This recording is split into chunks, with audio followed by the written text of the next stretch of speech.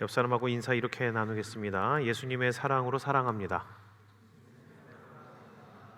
네, 얼굴은 좀 마주치고 눈 마주치고 인사 나누시길 바랍니다. 앞뒤를 한 번 더 인사 이렇게 나누겠습니다. 당신이 있어서 든든합니다. 예, 아멘. 감사합니다. 그럼 이 시간 다윗과 요나단이라는 제목으로 말씀 나누도록 하겠습니다. 중고등학교 때 기억으로 알아요. 문학 교과서에 자주 나왔었던 예전에 매우 유명했던 시가 있습니다. 함석헌 시인의 그 사람을 가졌는가라는 시입니다. 오늘은 그 시를 좀 먼저 소개하고 말씀을 이어나가면 좋을 것 같습니다. 반주 가능할까요? 예, 키보드 켜주시고 느린 반주 아무거나 해주시면 됩니다. 제가 시를 낭송하도록 하겠습니다. 그 사람을 가졌는가 함석헌. 말리길 나서는 길 처자를 내맡기며 맘 놓고 갈 만한 사람, 그 사람을 그대는 가졌는가. 온 세상이 다 나를 버려 마음이 외로울 때에도 저 맘이야 하고 믿어지는 그 사람을 그대는 가졌는가.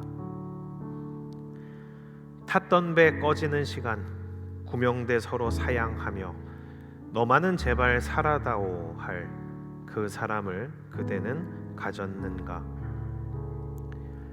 잊지 못할 이 세상을 놓고 떠나려 할 때 저 하나 있으니 하며 빙긋이 웃고 눈을 감을 그 사람을 그대는 가졌는가. 온 세상의 찬성보다도 아니 하며 가만히 머리 흔들 그 한 얼굴 생각에 알뜰한 유혹을 물리치게 되는 그 사람을 그대는 가졌는가. 이상입니다. 박수 한번 주시죠. 이 시를 들으면서 어떤 생각이 들었는지 모르겠습니다. 내 처자식을 맡길 수 있는 그러한 신뢰의 관계, 때로는 내 목숨을 걸어서 너만은 살아다오 할 수 있는 그런 놀라운 사랑의 관계. 이 관계를 들어보시면서 어떤 생각이 떠오르셨습니까? 여러분들은 그런 사람을 가지셨습니까? 아니면 누군가에게 여러분들은 그런 사람이십니까? 좀 안타까운 것은 이 함석헌 시인이 살았던 시기는 지금의 시대와는 비교할 수 없을 만큼 열악한 시기이고 힘든 시기였음에도 불구하고 그때는 그런 사람, 그런 놀라운 우정들이 드물기는 했지만 오히려 꽤 있었다라는 겁니다. 그러나 지금의 우리의 시대는 그런 우정, 그런 사랑을 상상하기조차가 좀 어려운 시대가 되었습니다. 그리고 그뿐이 아니라 참 슬픈 건 오늘과 같이 말씀에 나온 다윗과 요나단의 깊은 우정을 보면서도 그것을 순수한 우정으로 보기가 어려워진 시대를 살고 있습니다. 그렇기 때문에 시대의 정신과 문화 그리고 교육은 너무너무 중요합니다. 오늘 말씀을 전하기 전에 굳이 이걸 설명해야 되나라는 고민이 많았습니다. 그런데 이것을 미리 말해두고 가야 되는 시대를 살고 있기 때문에 먼저 이것을 짚고 넘어가도록 하겠습니다. 우리 사무엘상 20장 41절을 먼저 한 목소리로 같이 읽어보도록 하겠습니다. 같이 소리내어 읽겠습니다. 시작. 아이가 가매 다윗이 곧 바위 남쪽에서 일어나서 땅에 엎드려 3번 절한 후에 서로 입맞추고 같이 울되 다윗이 더욱 심하더니. 오늘 말씀해 보면 다윗과 요나단이 입을 맞추고 울며 헤어졌다. 그리고 이 전에 요나단과 다윗이 서로 사랑한다라는 그런 단어 나오고 입맞추고 나오고 하니까 성경을 잘 모르고 배경을 모르는 무지한 사람들은 이것을 보면서 동성애를 생각을 합니다. 이럴 땐 참 난감합니다. 그래서 여기서 좀 공부를 하고 말씀을 이어가 보도록 하겠습니다. 우선적으로 목을 어긋맞고 입 맞춤을 하는 건 이것은 이스라엘에서 대단히 흔했던 친밀감을 표시하는 인사입니다. 여기서 입을 맞춘다는 것은 우리가 생각하는 키스를 말하는 게 아닙니다. 그런 오염된 생각으로 이 친밀한 인사를 해석하시면은 성경을 왜곡하게 됩니다. 우리 다른 성경 구절들을 보면서 한번 공부를 해보겠습니다. 먼저 창세기 33장 4절 말씀입니다. 같이 읽습니다. 시작. 에서가 달려와서 그를 맞이하여 안고 목을 어긋맞추어 그와 입 맞추고 서로 우니라. 아멘. 야곱과 에서가 다시 만난 유명한 장면입니다. 이때 에서는 야곱과 사이가 정말 안 좋았죠. 그래서 야곱을 죽이려고 달려왔다가 비참한 몰골, 그 절뚝거리고 얼굴은 새까맣게 타서 되게 비참하게 망가진 야곱의 얼굴을 보고, 또한 마음을 만지시는 하나님의 은혜로 인해서 그 동생을 죽이려고 달려왔지만 긍휼의 마음으로 변했습니다. 그래서 에서가 어떻게 합니까? 야곱을 향해 달려가고 그를 안고 볼에 입 맞추고 엉엉 울면서 이전에 쌓여있던 앙금들이 녹아지면서 형제가 그 우애를 확인하는 상황이 된 것, 그게 바로 이 상황입니다. 그러니까 그 입맞춤이 입술과 입술을 마주하는 게 아니라 이 고대 때부터, 이 창세기 때부터 이 이스라엘 백성들, 이 사람들은 서로 대단히 깊은 유대감을 표현할 때 안고 포옹하며 볼에다가 입맞춤을 해왔다라는 겁니다. 우리 또 찾아볼까요? 누가복음 15장 20절입니다. 누가복음 15장 20절 같이 읽겠습니다. 시작. 이에 일어나서 아버지께로 돌아가니라. 아직도 거리가 먼데 아버지가 그를 보고 측은히 여겨 달려가 목을 안고 입을 맞추니. 입 맞추니가 또 나왔습니다. 이번에 아버지와 아들이 동성애를 하는 걸까요? 절대 아닙니다. 그게 아닙니다. 신약 시대 때에도 마찬가지로 아버지와 아들이 너무 오랜만에 만났을 때, 보고 싶었을 때 그 깊은 유대감을 표현할 때에 이런 포옹과 입맞춤을 합니다. 이 장면 너무 유명하잖아요. 집을 나갔던 아들이 언제 돌아올까 동구 밖에서 계속해서 기다렸던 아버지가 저 멀리서 거의 노숙자 꼴을 하고 오는 아들을 한눈에 알아봤습니다. 그 아들을, 너무 보고 싶었던 아들을 한달음에 달려가서 안고 목으로 어금맞고 입 맞추며 왜 이제야 왔냐 하는 게 바로 이 장면입니다. 우리 이뿐입니까? 또 찾아볼까요? 고린도전서 16장 20절입니다. 함께 찾아서 읽겠습니다. 시작. 모든 형제도 너희에게 문안하니 너희는 거룩하게 입맞춤으로 서로 문안하라. 사도 바울이 고린도 교회에다가 보낸 편지에 나오는 장면입니다. 어떻게 하라고요? 이렇게 시킵니다. 전부 다 그냥 인사하지 말고 거룩하게 입맞춤으로 서로 인사해라 라고 합니다. 왜 이렇게 인사시켰는지 아십니까? 좀 성경에 대한 이해가 있는 분은 아실 겁니다. 고린도 전서 왜 썼냐면 고린도 교회 안에 분란이 났습니다. 누구는 바울파, 누구는 게바파, 누구는 그리스도파, 이렇게 누구는 아볼로파해서 파당이 나뉘어져 가지고 서로 간에 교회 안에서 싸움이 나서 분란이 나서 서로 친하지가 않은 겁니다. 그래서 깊은 유대감을 나누면서 친하게 한 몸이 되어야 될 교회가 분란이 나서 서로 냉랭하게 인사도 제대로 안 하고 있으니까 이 고린도 전서를 작성하면서 바울이 기도하면서 마지막에는 이렇게 당부하는 겁니다. 너희들 그렇게 싸늘하게 인사하고 하는 동 마는 동 헤어지는 것이 아니라 거룩하게 입맞춤으로. 우리가 왜 친밀해지면 그런 인사 나누지 않느냐. 오랜만에 보고 싶었을 때 보게 되면 얼싸안고 때로는 엉엉 울면서 볼에 입 맞추면서 우리가 동성이든 이성이든 간에 인사 나누지 않느냐. 그런 인사로 서로 문안해라, 인사 좀 해라 라고 시키는 게 바로 이 장면입니다. 이제 이해가 가셨습니까? 이 인사는 이 유대인들에게, 이스라엘 백성들에게 낯선 게 아니라 너무나 익숙한 일상적인 인사입니다. 그러니까 절대로 다윗과 요나단의 사이를 오해하지 않으셨으면 좋겠습니다. 옆 사람하고 이렇게 인사 나누겠습니다. 음란마귀를 조심합시다. 아멘. 그럼 이제 다시 본문으로 가겠습니다. 다윗과 요나단, 그들의 관계를 설명하자면 오늘 읽었던 시 그 사람을 가졌는가라는 시가 이 둘의 사이를 잘 말해줍니다.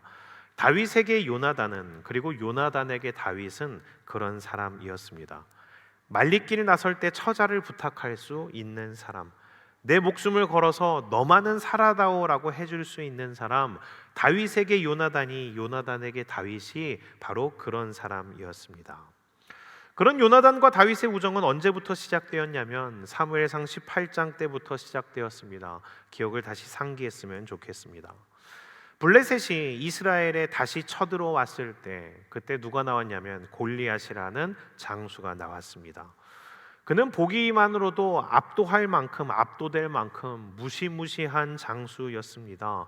그 외모에서 풍겨오는 그 압도적인 그 공포 때문에 이스라엘 군사들 전체가 얼어붙었을 뿐만 아니라 그 용맹했던, 그 신실했던 요나단마저도 그 골리앗의 위용에 주눅들어서 차마 나서지를 못하고 있었습니다. 그렇게 아무도 골리앗 앞에 나서지 못한 채 골리앗의 모욕을 듣고 있던 그 40여일의 시간, 그 시간 가운데 이스라엘의 명예와 하나님의 명예는 땅에 곤두박질 치고 있었습니다. 생각해 보십시오. 그 시간 동안 특히나 그 수많은 사람들 가운데 하나님을 사랑했던 요나단의 심정이 어땠을지. 아, 내가 나가야 되는데, 나라도 나가야 되는데, 근데 나가자마자 내가 개죽음 당하면 더 사기 떨어지는 거 아니야? 어떻게 해야 되지? 과연 내가 하나님의 이름을 붙들고 싸우면 이길 수 있을까? 나갈까 말까?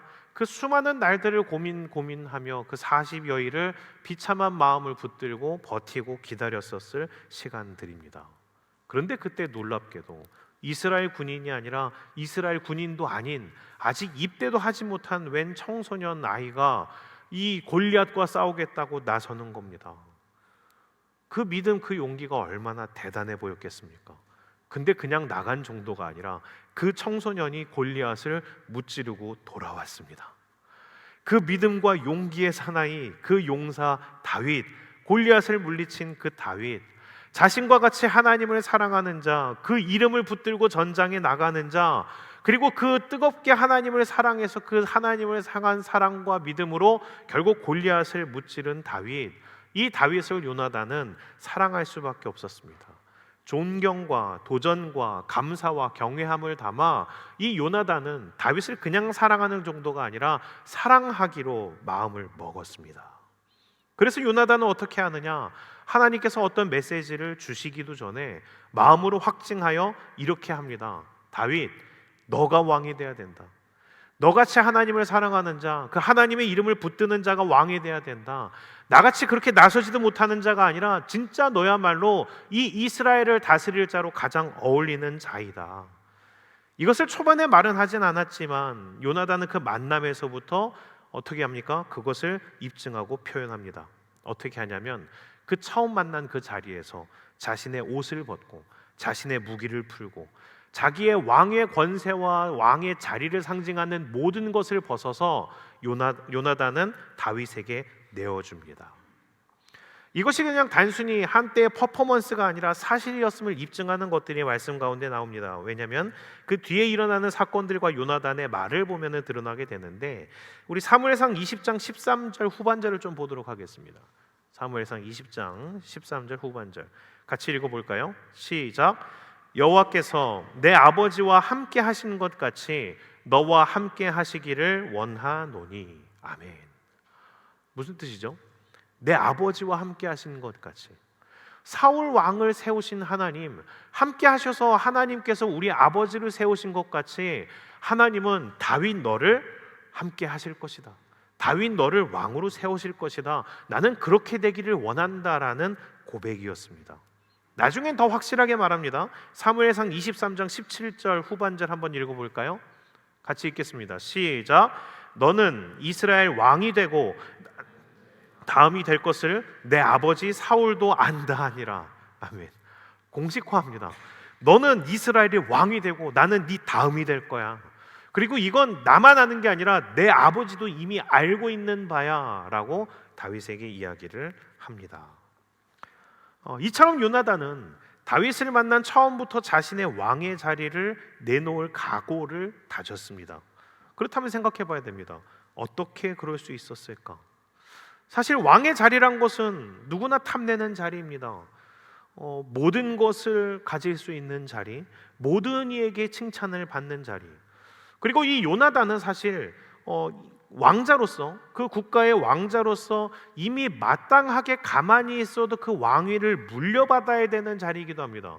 그러니까 요나단에게는 노력해서 얻어야 되는 자리가 아니라 이미 가져야 될 자리, 갖고 있었던 자리가 바로 왕의 자리라는 겁니다. 그러나 요나단은 자신이 왕이 될 것을 주장하지 않습니다. 그리고 오히려 다윗이 위기에 빠질 때마다 자기의 목숨을 걸어서 다윗을 보호하고 옹호하고 숨겨줍니다. 이 정도로 그치지 않습니다. 이제 이후에 다윗의 그 도망기 때에 어떻게 하냐면, 다윗이 사울을 피해 도망다니다가 지쳤을 때 다윗을 찾아가서 요나단이 이렇게 말합니다. 너는 왕이 될 사람이다.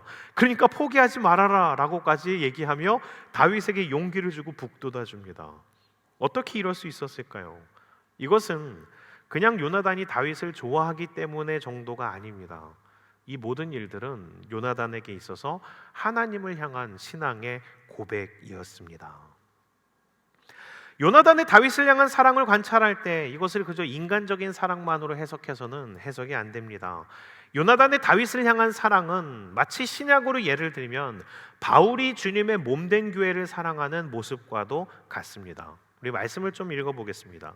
데살로니가전서 2장 8절입니다. 우리 같이 한 목소리로 읽겠습니다. 시작. 우리가 이같이 너희를 사모하여 하나님의 복음뿐 아니라 우리 목숨까지도 너희에게 주기를 기뻐함은 너희가 우리의 사랑하는 자 됨이라. 아멘. 교회를 향한 바울의 사랑이 그러했습니다. 목숨을 주는 것을 아까워하지 않습니다. 목숨을 주면서도 기뻐합니다. 자신의 목숨을 던져서라도 교회가 세워진다면, 복음이 필요한 곳에 복음을 뿌릴 수만 있다면, 그 한 명의 성도를 세우고 살리는데 내 목숨이 쓰인다면 나는 기쁘겠다 라면서 자신의 목숨을 초계와 같이 던진다 하더라도 아까워하지 않으며 그 목숨을 던져 사랑했던 자, 그 사람이 바울입니다. 바울은 그렇게 교회를 사랑했습니다. 그리고 이것은 바울뿐만이 아니죠. 로마서 16장 3절과 4절 한번 찾아서 읽어보겠습니다. 로마서 16장 3절과 4절입니다. 같이 읽겠습니다. 시작. 너희는 그리스도 예수 안에서 나의 동역자들인 브리스가와 아굴라에게 문안하라. 그들은 내 목숨을 위하여 자기들의 목까지도 내놓았나니 나뿐 아니라 이방인의 모든 교회도 그들에게 감사하느니라. 아멘. 브리스가와 아굴라, 이들은 바울과 함께 복음을 전하며 사역을 했던 믿음의 동역자들이었습니다. 그런데 그런 그들의 헌신이 어떠했느냐? 바울의 선교 사역을 돕기 위해서라면 자신의 모든 것을 쏟아놓는 사람들이었습니다. 바울이 오라 하면 오고 가라 하면 가고, 이곳에서 선교 사역을 감당하라면 감당합니다. 그곳이 어느 곳이든 어디에 있던 상관없이 바울과 함께 동역하기로 각오한 브리스가와 아굴라는 죽음의 자리를 할지라도 쫓아가 그곳에서 함께 동역하고 사역을 했었습니다. 이처럼 오히려 구약의 시대 때보다도 신약의 때에, 특히나 성령의 임재하심이 있었던 오순절 사건 뒤에 어떤 일이 일어나냐면, 이 다윗과 요나단의 사랑 같은 믿음을 기반으로 한 사랑의 관계, 목숨을 서로 주고받을 정도로 자신의 모든 것을 내어주는 동역의 관계들, 이게 대단히 자주 관찰됩니다. 이런 믿음의 관계, 놀라운 사랑의 관계, 이것을 어떻게 표현할 수 있을까요? 성경에서는 이것을 한 단어로 이렇게 표현합니다. 헤세드. 따라하겠습니다. 헤세드. 헤세드. 우리나라로 번역했을 때 단순히 사랑으로 번역이 되지만 헤세드는 그냥 사랑 정도를 얘기하지 않습니다. 헤세드는 하나님의 무한한 은혜를 포함하는 사랑.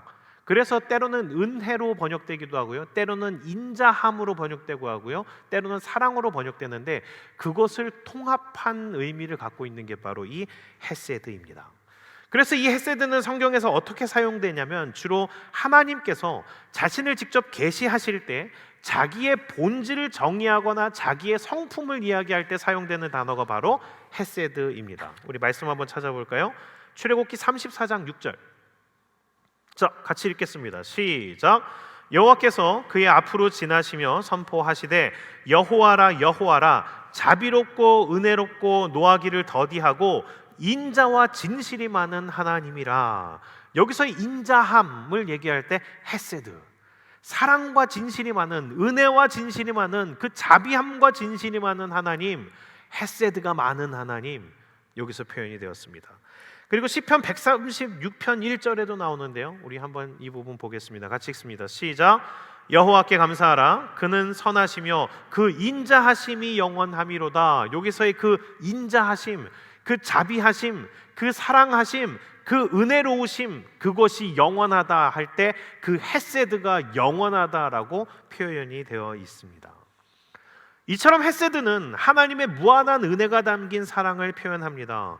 그리고 이 헤세드는 인간이 스스로 만들어내는 덕목이 아니라 하나님의 성품에서 비롯되어서 우리에게 흘러들어오는 것이다 라고 성경은 계속해서 표현을 합니다.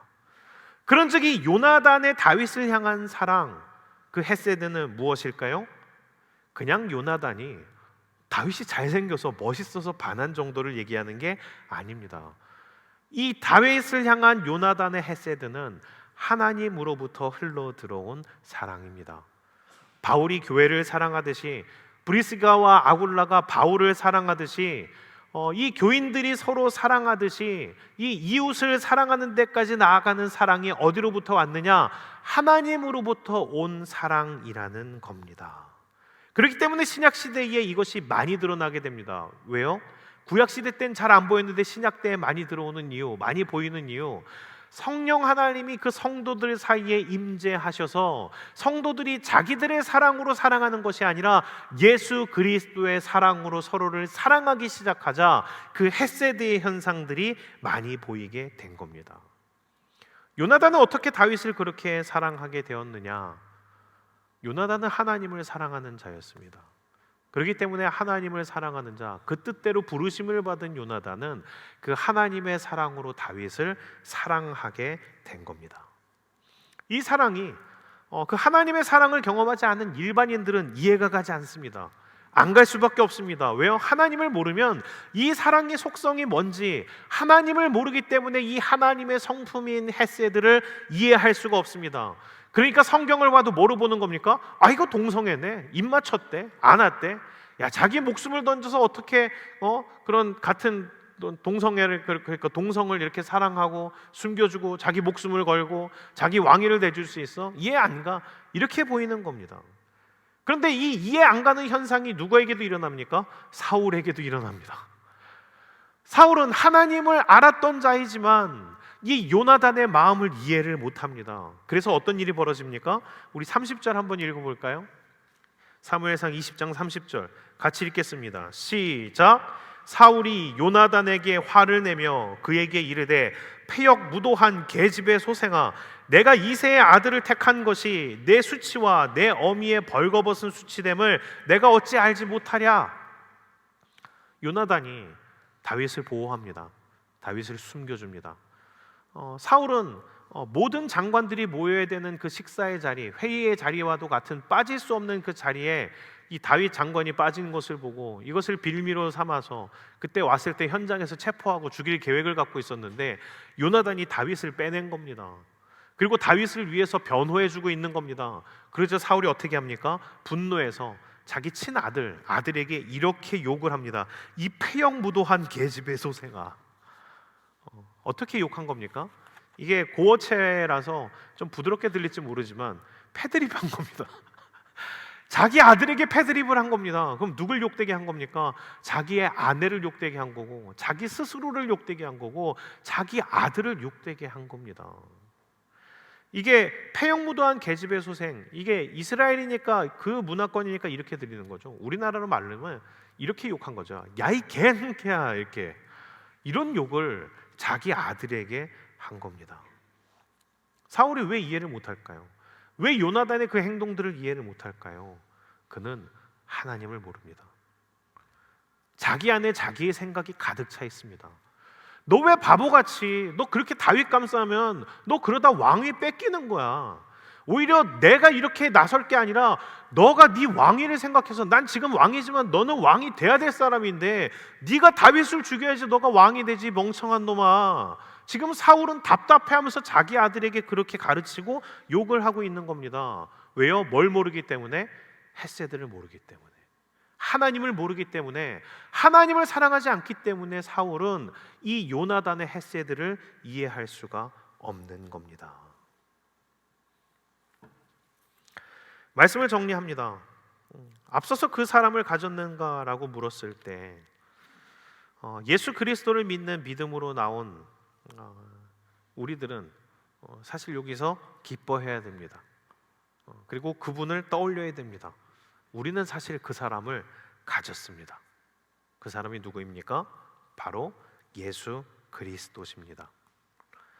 요나단의 다윗을 향한 사랑을 볼 때에 이해할 수 없고 어떻게 저런 사랑을 할 수 있나 싶겠지만, 사실 우리는 놀랍게도 그보다 더한 이해할 수 없는 사랑을 받고 있습니다. 요나단은 다윗을 위해 이스라엘 왕자의 자리를 버렸지만 예수님은 우리를 위해 하늘의 보좌를 버리셨습니다. 요나단은 다윗을 위해 사울 앞에서 변호하였지만 예수님은 사단의 참소에 기꺼이 우리를 위해서 변호하셨습니다. 요나단은 다윗을 보호하기 위해 위험을 무릅쓰고 다윗을 숨겨주었지만 예수님은 우리의 생명을 살리시기 위해 자신의 목숨을 십자가에 내어 주셨습니다. 그런 사랑을 이미 받은 우리입니다. 우리는 그런 사랑을 예수님께 받고 있습니다. 그런데 대단히 안타까운 것은 그럼에도 불구하고, 그런 사랑을 받는 우리임에도 불구하고 우리는 때때로 주님을 멸시합니다. 멀어집니다. 주님은 다윗과 요나단이 아마 부러우셨을 겁니다. 그 둘은 그래도 그 사랑에 서로 교통하고 공감하는데 주님은 짝사랑을 하십니다. 그러나 너무 감사한 것은 그런 주님, 그 헤세드를 포기하지 않으신다라는 겁니다. 헤세드의 속성이 그겁니다. 상대의 반응에 상관없이 그냥 줍니다. 얼마나 주었느냐, 주고 받았느냐, 이것을 계산하는 게 아니라 그 일방적으로 부어지는 은혜, 일방적으로 쏟아지는 사랑, 그것이 바로 하나님의 헤세드입니다. 그 헤세드를 아는 자 되기를 원합니다. 그리고 다윗과 요나단과 같이 지금은 일방적으로 받았을지 몰라도 그렇게 서로 호흡할 수 있는, 주님과 그 헤세드로 공감할 수 있는 데까지 나아가는 우리 되기를, 그래서 주님의 사람들 되기를 주님의 이름으로 축원합니다.